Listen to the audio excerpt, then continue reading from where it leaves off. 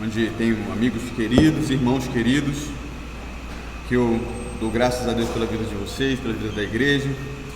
Louvo ao Senhor por tudo que Ele tem feito no meio de vocês e entre vocês, dentre vocês. O Senhor os abençoe. Nesse momento, vamos abrir na carta aos Hebreus, capítulo 12, versos de 14 a 17. Hebreus, mais alto, obrigado. Hebreus 12, 14 a 17, diz assim a palavra do Senhor: segui a paz com todos e a santificação, sem a qual ninguém verá o Senhor, atentando diligentemente porque ninguém seja faltoso, separando-se da graça de Deus, nem haja alguma raiz de amargura que, brotando, vos perturbe, e por meio dela muitos sejam contaminados, nem haja algum impuro ou profano, como foi Esaú, o qual, por um repasto, vendeu o seu direito de primogenitura. Pois sabeis também que posteriormente, querendo herdar a bênção, foi rejeitado, pois não achou lugar de arrependimento, embora com lágrimas o tivesse buscado. Vamos orar? Senhor, nós te louvamos, ó Pai, porque o Senhor nos trouxe à tua casa para prestarmos culto ao Senhor, e nós respondemos esse chamado, ó Pai, com alegria nos nossos corações. Nesse momento nós te pedimos, ó Deus, que verdadeiramente a sua palavra possa produzir frutos em nós, que a sua palavra possa encontrar morada em nossos corações e que nós não sejamos somente ouvintes, mas também praticantes de tudo que aqui for dito.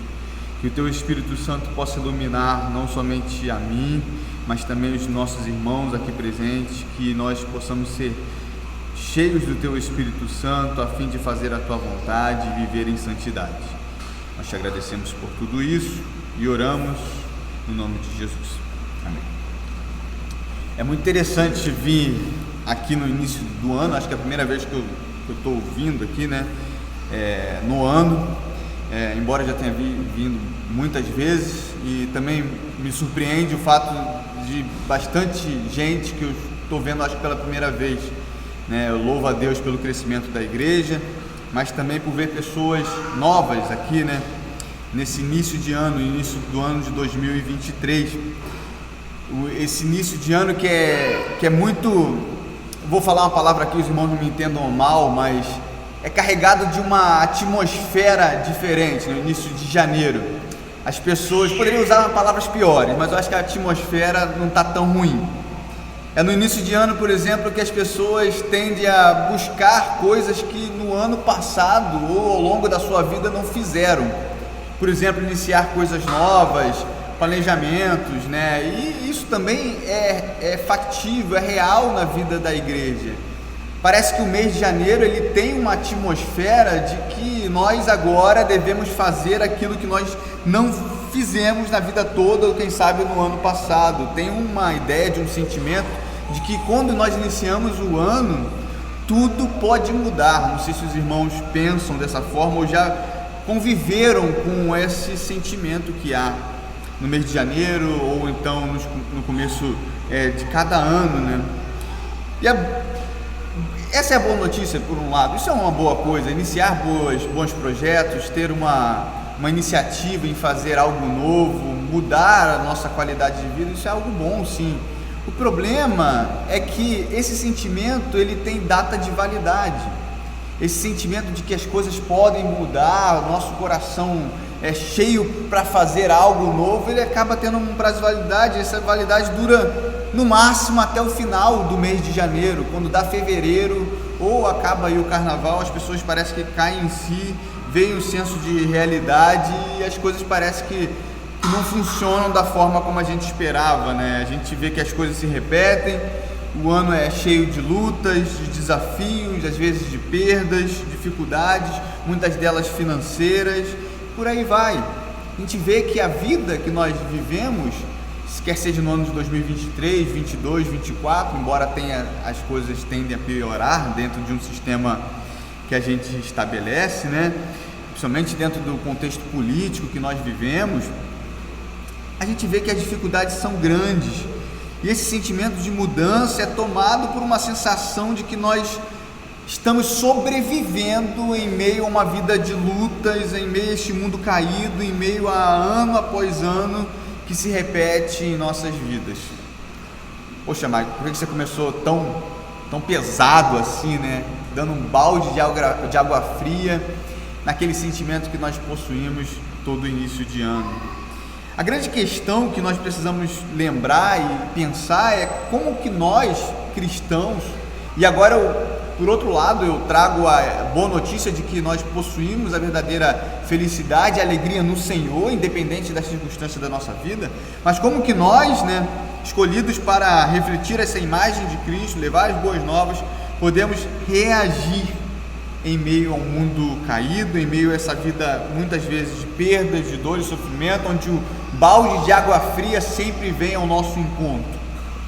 Como que deve ser o nosso proceder em meio às dificuldades, muitas delas, e agora eu trago somente o nosso contexto atual, em meio às perseguições que nos advêm. Como é que nós devemos reagir a isso? Eu falo sobre isso porque esse é exatamente o contexto da carta aos Hebreus. A situação dos leitores aqui não era muito diferente. Esses cristãos tinham acabado de se converter do judaísmo e estavam passando por duras perseguições, sofrimentos, e muitos desses ocupavam papéis de proeminência na religião judaica, alguns sacerdotes, outros que eram mestres da lei, outros que já estavam no judaísmo desde a sua infância. Agora estavam sendo duramente perseguidos pelo fato de professarem a fé em Cristo. Essa perseguição era dura, era uma perseguição que poderia lhes custar a própria vida. Alguns desses cristãos eram jogados aos leões, alguns eram mortos, eles não poderiam cultuar de forma pública, de forma visível, né? De forma que atraísse esses perseguidores. Muitos desses, inclusive, desses irmãos, eram tentados a retroceder ao judaísmo, haja vista que o judaísmo nessa época não era uma religião perseguida, e sim o cristianismo. É por isso que, se você fizer uma leitura atenta da carta aos Hebreus, você vai ver que a preocupação do autor é mostrar que Cristo é superior. Essa é a temática da carta. Ele vai dizer que Cristo é superior aos anjos, que Cristo é superior à antiga lei, superior a Moisés, ao sacerdócio de Arão. E ele vai mostrar isso paulatinamente, como que retroceder à antiga fé judaica seria como se fosse uma infantilidade, seria como se fosse retroceder aos princípios, ao beabá da fé. Haja vista que agora eles já tinham se deparado com o autor e consumador da sua fé, Jesus Cristo. Retroceder nesse ponto não era uma opção, não seria uma boa ideia. É por isso que ele vai ocupar grande parte, exortando esses crentes a não desanimarem.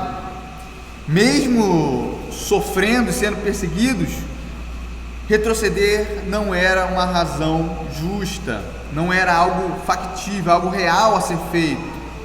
Eles sofrendo e sendo perseguidos, dessa forma, era uma razão justa para eles viverem o cristianismo, por exemplo, de maneira relapsa. Não é o fato de eles estarem sofrendo que eu poderia, por exemplo, uma questão importante na carta aos Hebreus, deixar de congregar, porque isso poderia afetar a fé deles e o modo como eles se relacionavam com o próprio Senhor.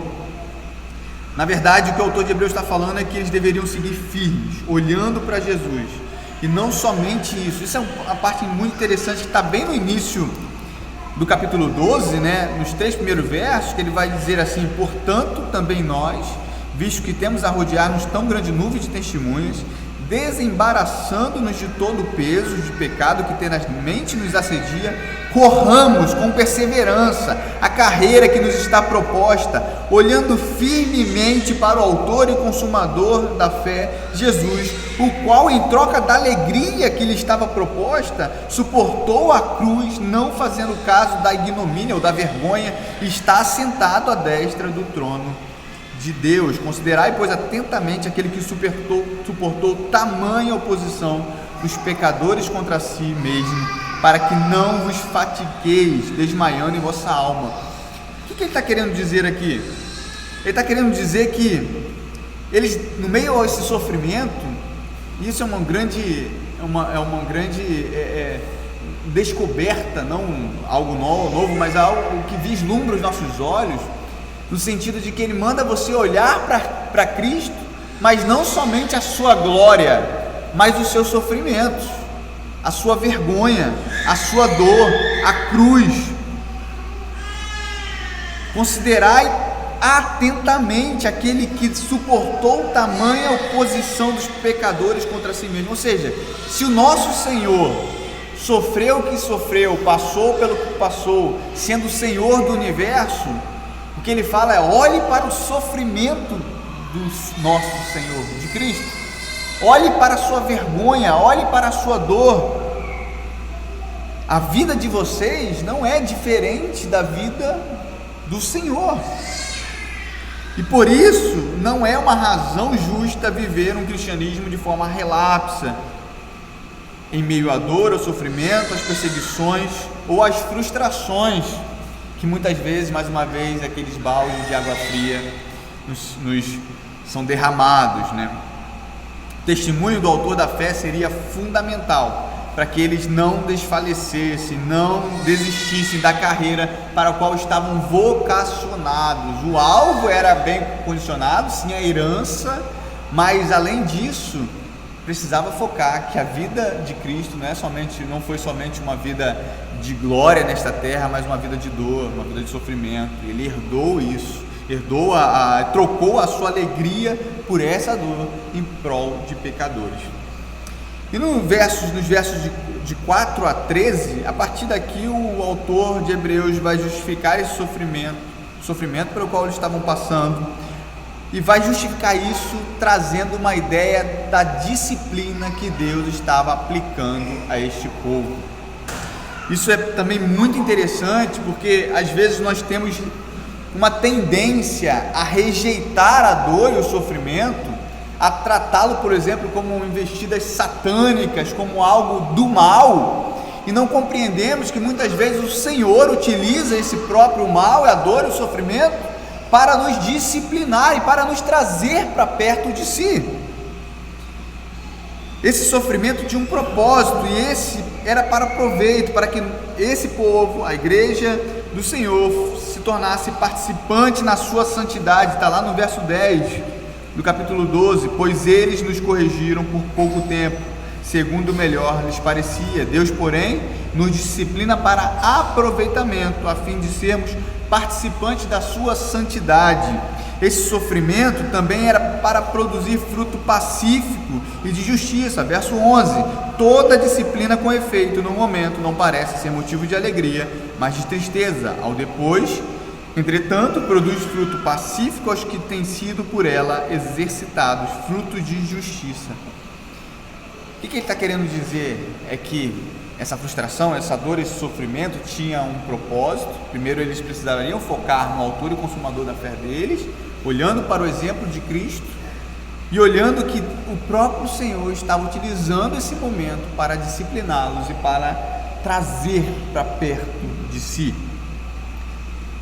Isso é bom, porque, em primeiro lugar, se o Senhor está nos disciplinando, está disciplinando ali aos leitores da carta aos Hebreus, significa que Deus os tinha como filhos. Afinal, ninguém disciplina o filho do outro aqui, ninguém pega o filho de ninguém para poder disciplinar. Só quem tem essa prerrogativa são aqueles que são pais. Logo, aqueles que estavam sofrendo a disciplina poderiam dizer que tem Deus como pai. E a disciplina nesse momento tinha o propósito de os tornarem mais próximos de Deus, e ela consolava o povo de Deus em meio a toda essa dor e sofrimento. Isso é muito interessante, porque às vezes, irmãos, nós somos como aqueles tapetes empoeirados, sabe? Que eu acho que hoje ninguém faz mais isso, que você tem aspirador e outras formas de fazê-lo, né? Mas antigamente as pessoas, para limpar esses tapetes, precisavam pendurá-los, né, em algum local e descer-lhe a madeira naquele tapete para que a poeira saísse.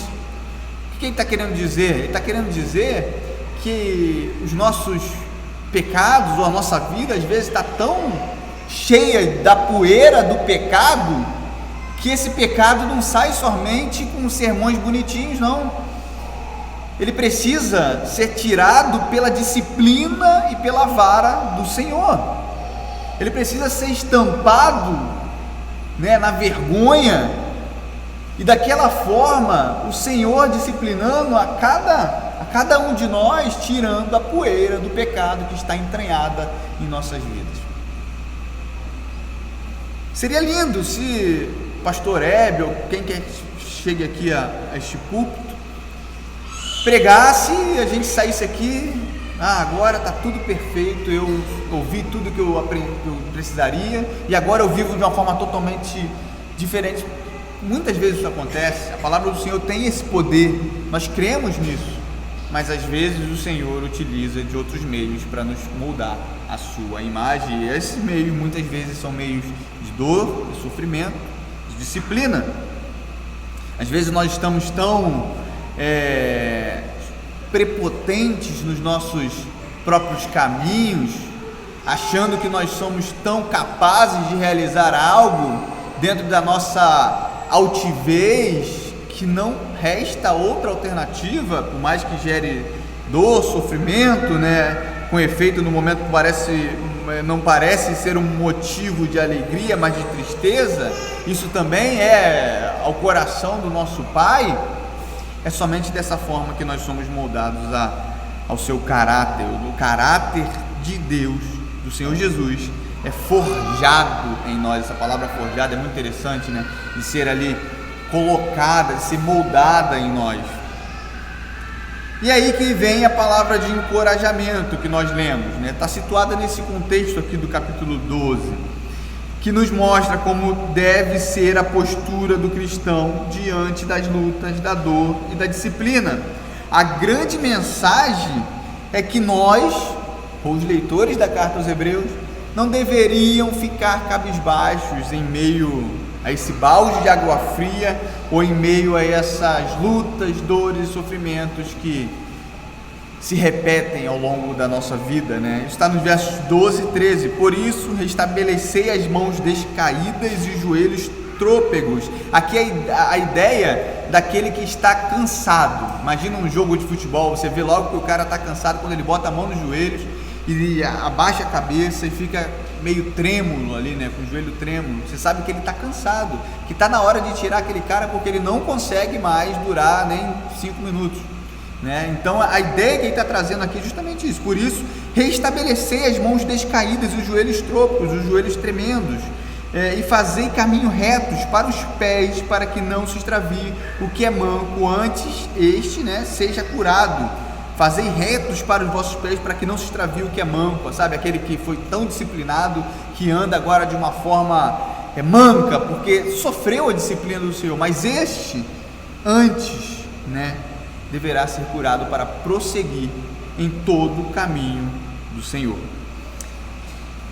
E além disso, a grande mensagem, e agora eu trago num contexto mais amplo, do autor de Hebreus, que ele quer nos transmitir aqui é que nós não devemos passar pela disciplina, pelo sofrimento, pelo banho de água fria, de forma solitária.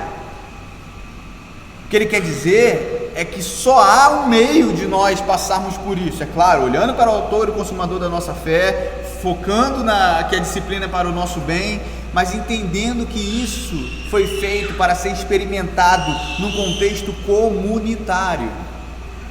Ele está focando aqui a igreja. O que ele está falando é que o cristão não pode jamais sofrer sozinho. O que ele está falando é que o banho de água fria não pode ser experimentado de forma solitária. A disciplina do Senhor não pode ser experimentada por nós de forma solitária, mas nós fomos feitos para sentir a dor do outro, num contexto que nós seremos de alguma forma carregados uns aos outros, uns pelos outros, até o dia final. Sem isso, isso é o contexto de igreja, é impossível prosseguirmos nesse caminho. O que nos faz prosseguir, além de tudo isso que eu já disse, é a vida comunitária. É aquilo que é chamado de cuidado mútuo, né? É para isso que ele está chamando a nossa atenção. E é para exemplificar justamente isso que o autor de Hebreus vai dar a esses leitores instruções para viverem diante desse sofrimento ao passarem pela disciplina do Senhor. Foi justamente o verso 14, né, que nós lemos: segui a paz com todos e a santificação, sem a qual ninguém verá o Senhor. Ele traz aqui aspectos da vida cristã dupla, né? Não da dupla vida cristã, mas aspectos duplos da vida cristã. O aspecto individual da santificação, no sentido do nosso relacionamento com Deus, mas no aspecto amplo, o aspecto da sociedade, ou um aspecto do relacionamento com o próximo, né? Que é a paz com todos. Nós não somente devemos viver de forma vertical, ou seja, nesse relacionamento com Deus, mas de forma horizontal, né? Difundindo isso a todos que estão ao nosso redor. E eles começam com seguir a paz com todos, e essa palavra, ela seria, mais uma vez, talvez não gerasse um impacto tão grande num contexto de bonança, num contexto onde não há perseguição, num contexto onde essa perseguição não é física, mas dentro desse contexto, essa é uma palavra escandalosa, porque como é que eles poderiam seguir a paz com todos em um contexto onde eles estavam sendo jogados aos leões, mortos por seguirem a Cristo? Como seguir então a paz com todos? Dentro de um ponto de vista onde os crentes estavam sofrendo debaixo da opressão do governo, debaixo da opressão dos judaizantes, debaixo da opressão daqueles que não queriam, né, que o nome de Cristo fosse pronunciado. Como seguir então a paz com todos? E a grande ideia aqui é que, embora essa paz com todos devesse ser seguida, perseguida, o que nós, em primeiro lugar, nós não estamos falando, o que nós não queremos dizer é que essa paz ela seja um sinônimo de um pacifismo. Não é isso que nós estamos dizendo. Ele não está querendo dizer aqui que o cristão deveria ser alguém lutante de um pacifismo, ou seja, uma ausência de luta para que o evangelho fosse pregado. Já que está dando tanto problema esse negócio de pregar a Cristo, é melhor então a gente, ficar na nossa aqui, tranquilinhos, né? Para que não haja nenhum tipo de retaliação, vamos nos omitir, né? Em prol dessa paz, porque nós precisamos ter essa paz. A ideia não é essa. A ideia não é que a injustiça não devesse ser denunciada.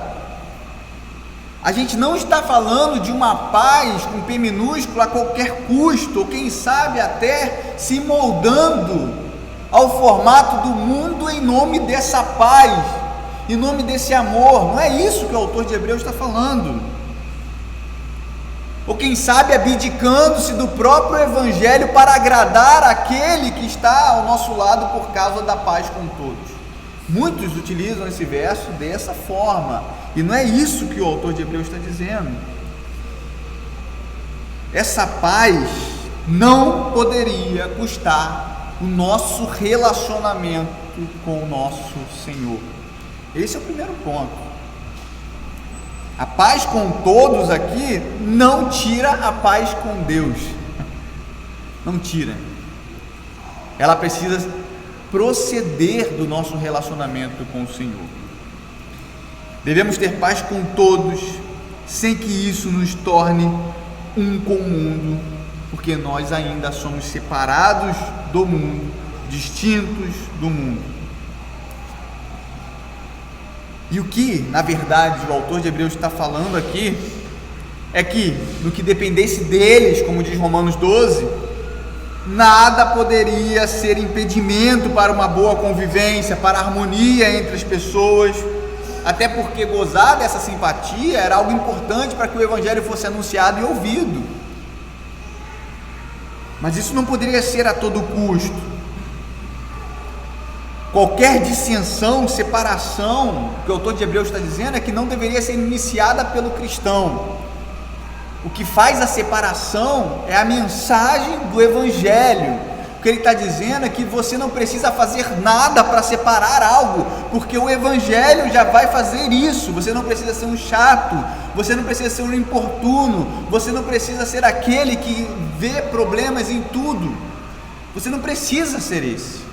O que o autor de Hebreus está falando é que ao pregar o Evangelho, todos aqueles que nos odeiam já se manifestarão e já se separarão. A ideia é essa, a ideia é que no que depender de nós e no que não custar nosso relacionamento com o Criador, devemos seguir a paz com todos.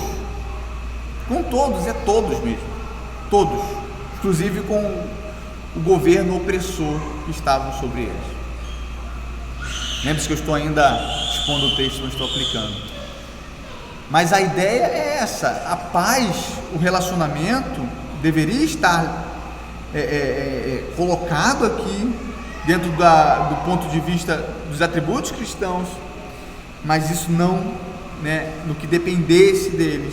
Muitas vezes nós tentaremos seguir a paz, anunciaremos o Evangelho, falaremos da paz verdadeira, e isso não será suficiente, porque só nos atrairá dor, sofrimento, perseguição e muitas vezes separação.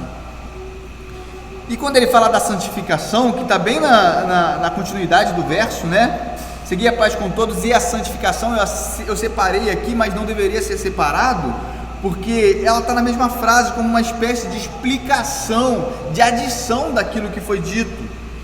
Ele está tratando justamente da mesma coisa. Buscar a paz diz respeito a ser santo.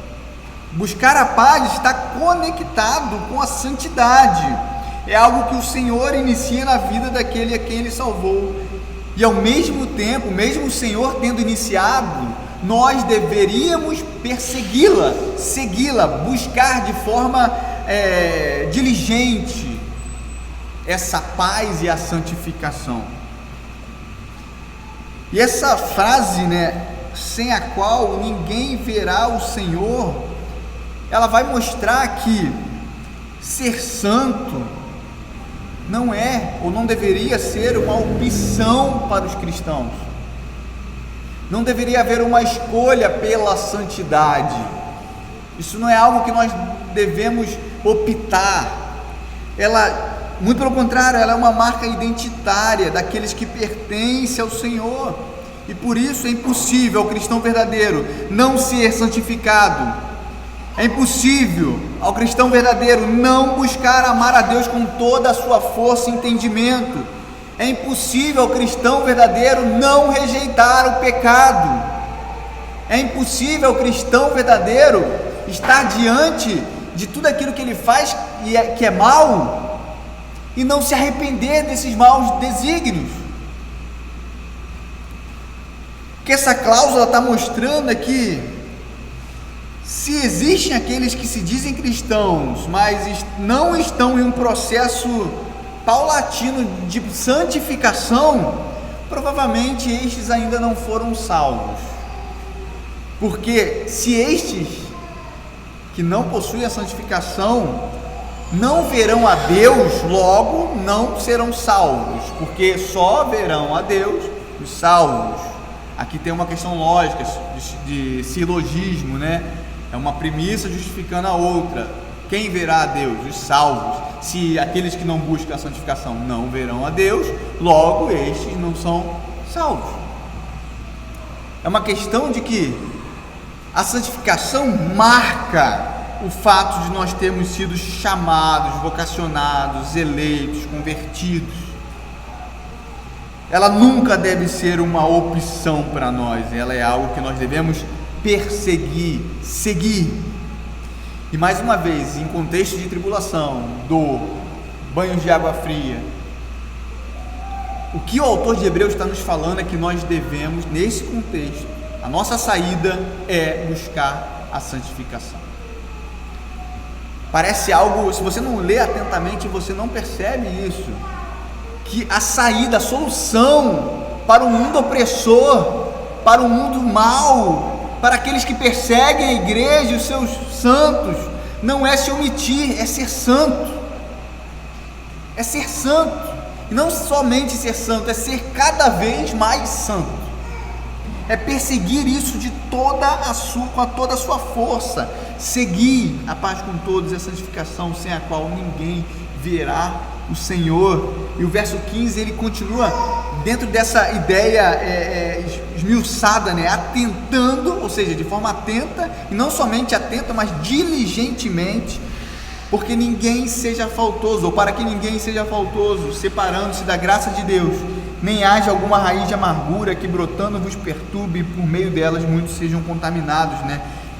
A primeira cláusula aqui, a primeira frase é atentando diligentemente, porque ninguém seja faltoso, e faltoso aqui não diz respeito somente a faltar o culto público, embora isso possa sim ser declarado um faltoso aquele que cai nesse pecado de forma frequente. Não é esse o ponto aqui é para que ninguém seja faltoso, não apenas que falte culto, mas aquele que se encontra em pecado, se encontra em faltas, desta forma separando-se da graça de Deus. O autor de Hebreus está preocupado agora com um tema muito caro para ele, que é o tema da apostasia. Ele já tinha lidado com o fato de que muitos estavam abdicando da fé, deixando para trás a caminhada cristã. Ao longo da carta ele já tinha falado sobre isso. No capítulo 2 ele escreveu sobre o crente se desviando da fé no fluxo da incredulidade humana, ou seja, a incredulidade gerando a apostasia. No capítulo 3 ele adverte sobre a aparência enganosa do pecado que vai endurecer o coração para que a pessoa se afaste do Deus vivo. No capítulo 6, talvez o capítulo mais famoso aqui sobre esse tema, ele escreve sobre as pessoas que tinham avançado tanto no cristianismo, a ponto de serem iluminados por ele, terem provado do dom celestial, até mesmo provado do poder do Espírito de Deus, dentre o povo de Deus, e mesmo assim fracassaram em perseverar na fé. Um capítulo muito intrigante, diria, no mínimo intrigante, pelo fato de como que esses poderiam provar da fé, e mesmo assim, provar da fé não, mas provar do Espírito de Deus, da comunhão, e mesmo assim serem apóstolos. Como que poderia acontecer isso? E a razão é que eles nunca foram um de nós. E o capítulo 10, ele segue falando sobre esse tema, exorta para o fato de haver a necessidade de perseverança, para que fazendo a vontade de Deus, eles alcançassem a promessa. E agora é a quinta exortação quanto à temática da apostasia. Ele retorna esse tema e descreve como sendo faltosos aqueles que retrocedem, como pecaminosos, pecadores, arraigados no seu pecado, empoeirados de pecado, sendo isso uma separação da graça de Deus. É muito interessante porque o autor de Hebreus ele explica de forma muito clara. Ele não somente mostra que isso é algo faltoso, pecaminoso, mas ele mostra que isso é se separar, é estar separado da graça de Deus. Para ele falar tantas vezes dessa temática, que ele sabia do perigo para nós cristãos retrocedermos e desistirmos da vida cristã quando o sofrimento vem, quando a dificuldade vem, quando a disciplina vem, ou quando o banho de água fria vem. Essa temática ela está aqui porque ele sabe da realidade de muitos de nós. Há grande chance daqueles que são submetidos a esse fogo, a essa provação, não resistirem, desanimarem até parar. O que ele está dizendo aqui é: não parem, coloque o olhar de vocês no autor e no consumador da fé, se espelhe nos seus sofrimentos, se espelhe também na herança que foi reservada para nós, essa herança incorruptível. Abandonar a fé é justamente ser separado da graça de Deus, é algo terrível. Não faça isso, não ande fora ou a parte da graça do Senhor. a parte da sua proteção, a parte do convívio dos santos. Não faça isso, esse não é um caminho legítimo. A tarefa, e agora eu trago de novo para o contexto de igreja, que é o foco dele aqui, a tarefa da igreja é olhar para o barco e verificar verdadeiramente aqueles que estão ficando para trás. Será que todos aqueles que iniciaram essa jornada conosco ainda estão no nosso barco? O papel da igreja é verificar cada tripulante que fica para trás e verificar se realmente, verificar os motivos pelos quais isso está acontecendo, porque cada um que fica para trás é um dano terrível à igreja do Senhor. É um dano terrível. É um dano à saúde da igreja, é um dano à harmonia da igreja, é um dano a todos aqueles que estão no meio dessa caminhada. Nós não devemos, no que depender de nós, deixar ninguém para trás. E é por isso que na parte B do verso, ele vai falar, nem haja em alguma raiz de amargura, né? Verso 15, parte B, atentando diligente, separando-se da graça de Deus, nem haja alguma raiz de amargura que brotando vos perturbe, e por meio delas muitos sejam contaminados. Ele mostra aqui agora que quando nós sofremos, a primeira coisa que pode acontecer a nós é andarmos com o coração amargurados e raivosos. Isso é algo comum de acontecer conosco. Raivosos por quê? Raivosos com quem? Raivosos com Deus, pensando, por exemplo, que não é possível que o nosso Deus, o nosso Pai, tenha nos permitido acontecer tamanha coisa conosco. Raivosos com nossos irmãos. Por que aquele irmão tão querido, aquela pessoa que eu tinha tanta estima, fez isso? Por que ele? Justamente ele, eu confiava nele. Raivosos com a família, mas logo a minha família, logo o meu pai, logo a minha mãe, aqueles que precisariam me proteger. Raivosos consigo mesmo, se subestimando, colocando-se como nada, falando como um pobre coitado. Sempre essas coisas acontecem comigo. O que o autor da carta está dizendo é que essas raízes amargas devem ser arrancadas, porque não há remédio para a erva daninha, não há.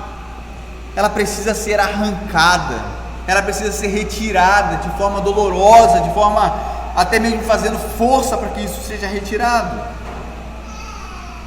Devem ser arrancadas porque elas, além de fazerem mal para aqueles que a possuem, elas também contaminam a igreja. Ela envenena, ela contagia.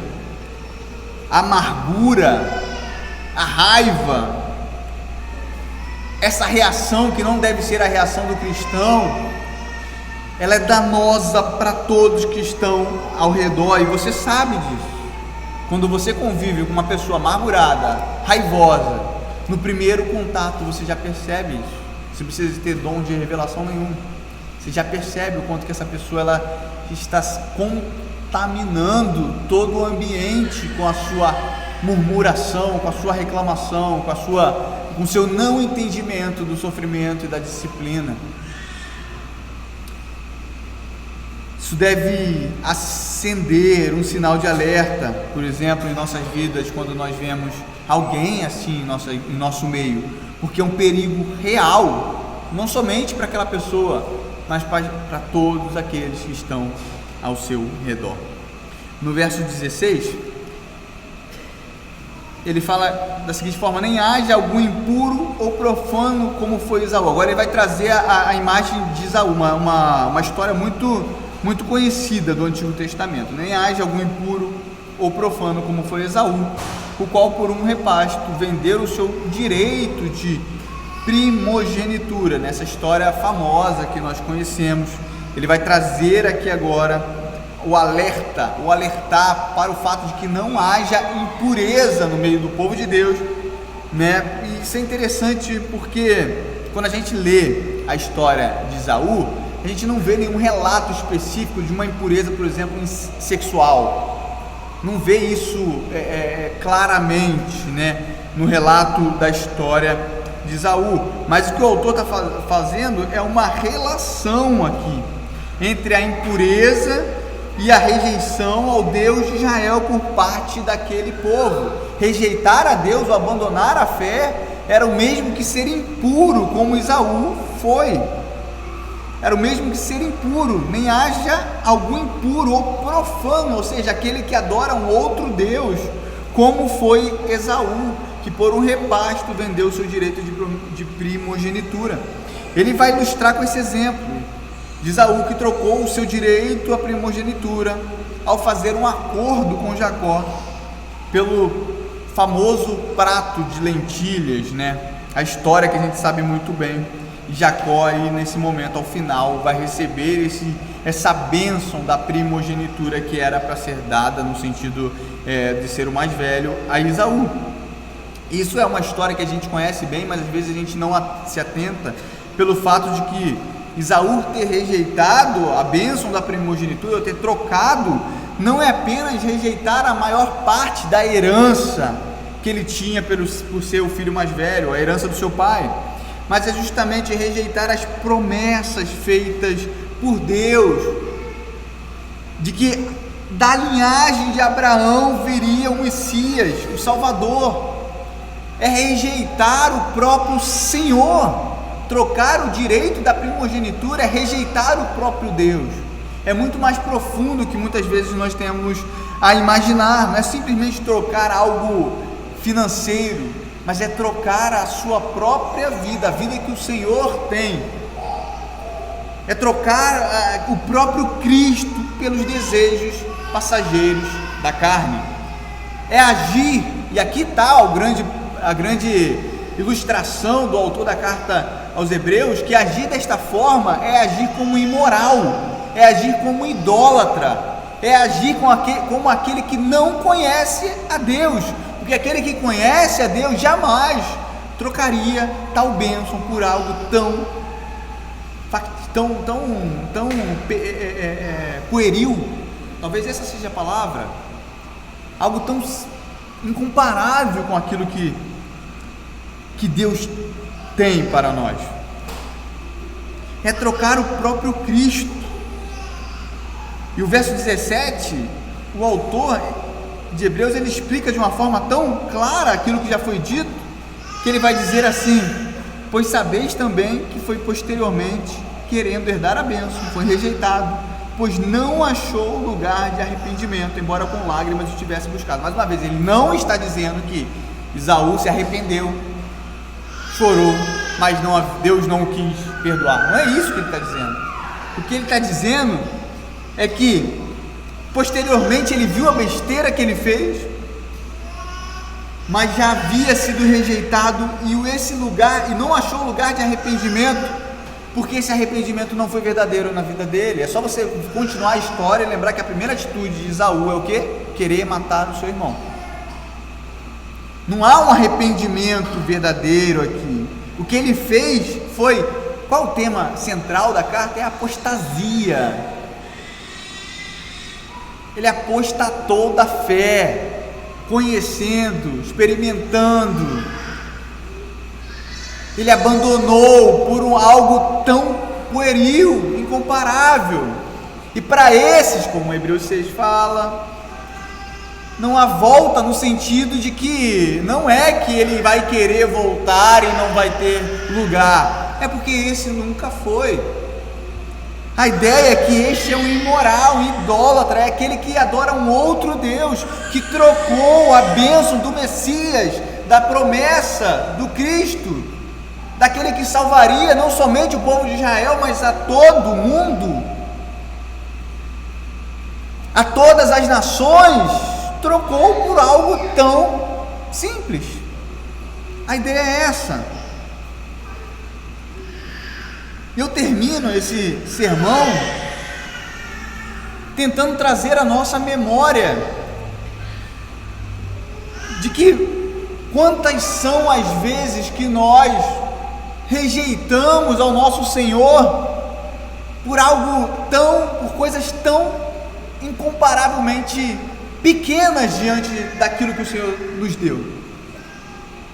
Eu não estou falando aqui de apostasia, porque eu creio que o Senhor É claro que no meio da igreja do Senhor sempre existe aqueles que joio, né? Mas eu entendo que o Senhor, por meio dos frutos que nós podemos perceber, o Senhor salvou a sua igreja, nos salvou, eu posso afirmar isso. Eu não posso ter convicção disso, mas eu posso afirmar isso, porque isso a palavra do Senhor nos diz, que a sua igreja foi salva pela sua palavra, embora eu não saiba quantos são, mas eu não estou querendo falar de apostasia, eu estou querendo falar de pecado, e quantas vezes nós rejeitamos a Deus, trocamos a promessa do Messias, a salvação do Senhor, a promessa de uma nova vida santa, uma vida em Cristo, por coisas que são tão passageiras, por coisas que são tão pueris, por coisas que não chegam nem aos pés daquilo que o Senhor nos deu. Pelo que nós temos trocado a primogenitura que Deus nos deu.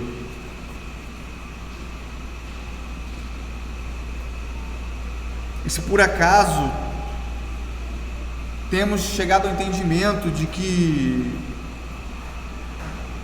verdadeiramente temos agido como Esaú, como profano e imoral,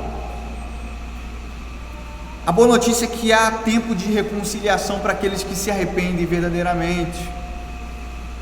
A boa notícia é que o Senhor, por meio da sua palavra, nos chama de forma verdadeira para termos uma vida santa em meio à dor, à dificuldade, ao sofrimento e à luta e à disciplina. A boa notícia é que o Senhor nos chama para viver uma vida separada daqueles que entendem que ser feliz é possuir tudo que está às suas mãos, talvez um prato de lentilhas. A boa notícia é que o Senhor nos chama para viver uma vida de perfeição em Cristo Jesus, mesmo quando as coisas não acontecem como nós planejamos, talvez no dia 31 de dezembro. A boa notícia é que há lugar de paz, há lugar de santidade, há lugar de aconchego nos braços do nosso Senhor para aqueles que se arrependem de forma verdadeira e não são como Esaú, ou não se colocam como Esaú de forma cabal ou de forma terminal.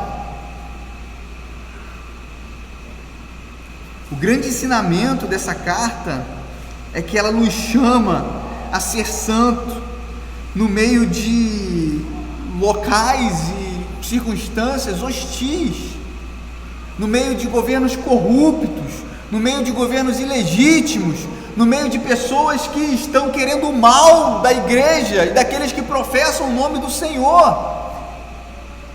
O que o autor da carta aos Hebreus está dizendo é que em meio a tudo isso nós devemos seguir a paz com todos e a santificação, lembrando que sem esta coisa nós jamais veremos a Deus. Por outro lado, aqueles que buscam de forma diligente a paz com todos e a santificação, tenham a plena convicção de que esse momento é um momento passageiro, de dor, de luta, de disciplina, que daqui a pouco nós estaremos face a face com o nosso Senhor, que daqui a pouco todo esse momento de dor e sofrimento passará, que tão breve dor é incomparável com a glória que nos foi separada.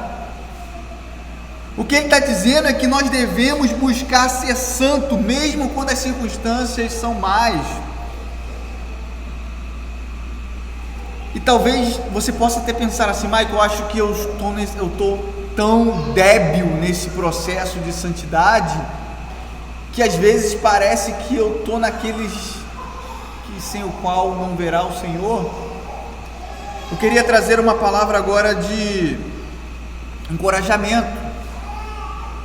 Lembre-se que o Senhor Deus não te vê pelos seus méritos. Lembre-se que o Senhor Deus não nos vê por o quanto de santidade até mesmo nós alcançamos durante o dia, embora isso deva ser perseguido. Por mais que estejamos com os nossos pés vacilantes, com nossos joelhos trêmulos, com as nossas mãos caídas, o Senhor usa a sua igreja, o Senhor usa a sua palavra, o Senhor usa meios ordinários para que a oração, a devoção, para que nós sejamos levantados dentro desse processo e conduzidos até o dia final. Lembre-se que existe um verdadeiramente santo pelo qual Deus nos enxerga, e esse é plenamente santo, de uma forma tão pura que o Senhor Deus nos olha e nos vê como plenamente justo. É por isso que hoje nós podemos perseguir a santificação e a paz com todos diante de contextos tão raivosos quanto a igreja do Senhor. Faça isso de forma diligente, de forma segura, lembrando que os nossos pecados, tanto do passado, quanto do presente, quanto do futuro, já foram perdoados, e é o sinal disso, é que a cada dia nós somos ainda mais santos. Vamos orar? Senhor Deus e Pai, é diante da Sua palavra que nós nos colocamos submissos. Nós queremos nos prostrar diante dela, ó Pai, e reconhecer o nosso pecado em muitas vezes trocarmos as bênçãos do Senhor, as Suas promessas, por coisas tão pueris, coisas que são incomparáveis com a glória que o Senhor nos revelou. Que o nosso coração esteja atento para ser santo, esteja sedento para viver uma vida de paz, uma vida de alegria que somente o Seu Espírito Santo pode nos dar. Que nós possamos perseguir uma comunhão com o Senhor verdadeira, não somente vertical, mas que ela possa ser experimentada no convívio com os nossos irmãos. Obrigado, Senhor Deus, porque o Senhor é aquele que não somente nos chama, mas o Senhor é aquele que nos conduz no meio de todo esse caminho de dor e sofrimento, nos fazendo levantar em meio aos tropeços, buscando aquele que é o autor e consumador da nossa fé. Tenha misericórdia dos nossos pecados, nos faça viver para a Sua glória. Nós oramos assim, no nome de Jesus. Amém.